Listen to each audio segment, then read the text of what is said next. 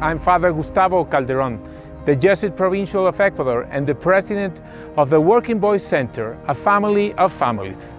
The center was founded in 1964 by Father John Halligan, a Jesuit from the Bronx, and joined 3 years later by Madre Miguel, a sister of Charity of the Blessed Virgin Mary and educator, to help the young shoeshine boys who were working on the streets of Quito.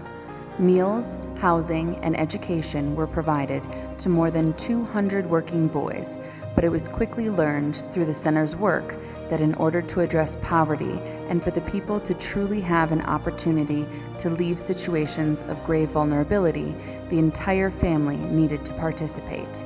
So after 10 years of service in 1974, the center had enough support to offer integral family programming for the entire family. That's when we became the WBC, a family of families.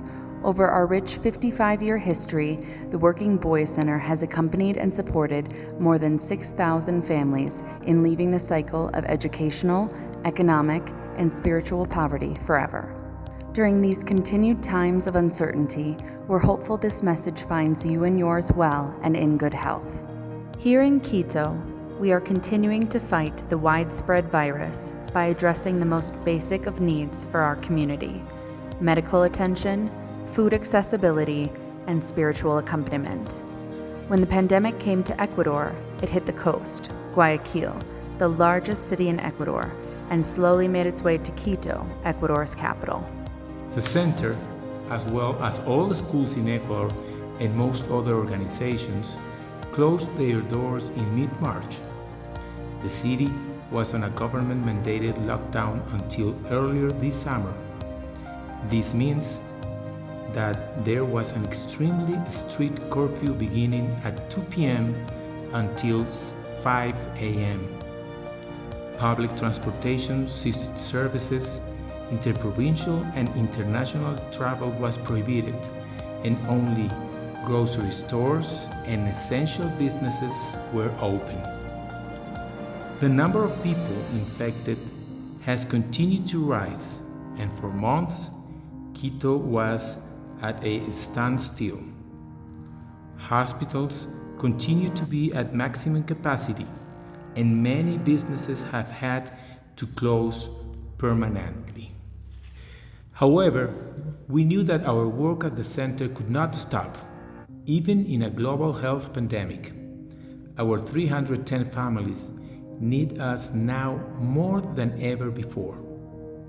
Our doctors, our school psychologists, and spiritual advisors reached out to each of our families to talk about the virus, the best practices to protect themselves if they needed to leave their home, and tools to cope and distress during quarantine. Our medical team hosted virtual health checks for our members to discuss any potential symptoms or other health concerns during the countrywide quarantine.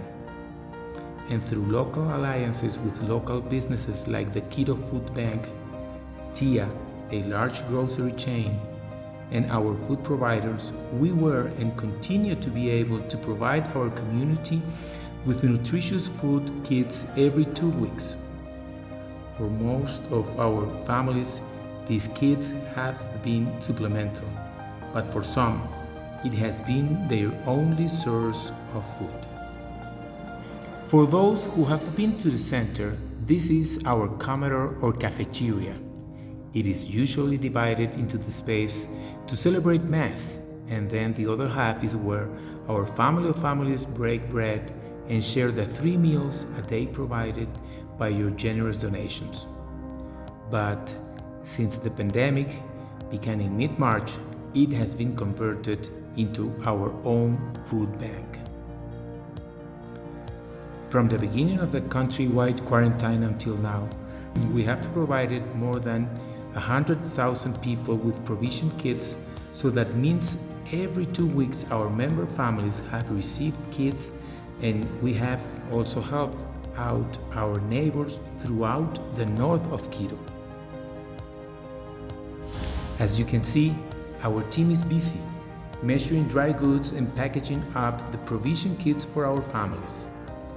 Although mostly dry goods, such as rice, flour, salt, sugar, and oats. We also add in oil, a sweet treat for the kiddos, and depending on items received, fresh produce.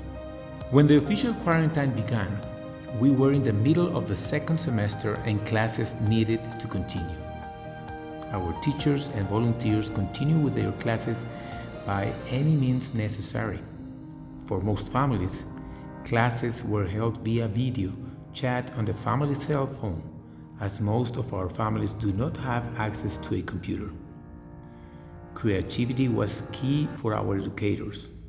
YouTube videos, Zoom calls, Facebook, and WhatsApp group chats were critical tools in helping our students finish the academic year. For our families that didn't have access to a smartphone, work and projects were printed out, and when the parents came to pick up the food kits, they would also pick up their children's activities and then drop them off for the teacher in another 2 weeks. On September 2nd, we began the 2020-21 school year, and although we continue to face technological difficulties, our educators, our students, and their families are doing their best to provide instruction and to learn at a distance. As the world continues to combat the COVID-19 virus, we must remember to live with faith and hope. Throughout this extremely difficult and frightening time, our community has united, and together we are stronger than ever. The Center's mission to serve families in situations of great vulnerability continues on, and it's because of your support that our work lives on. Our family of families is truly blessed for your prayers and your generosity. We would not be able to continue to accompany and serve the most vulnerable in Quito without your help.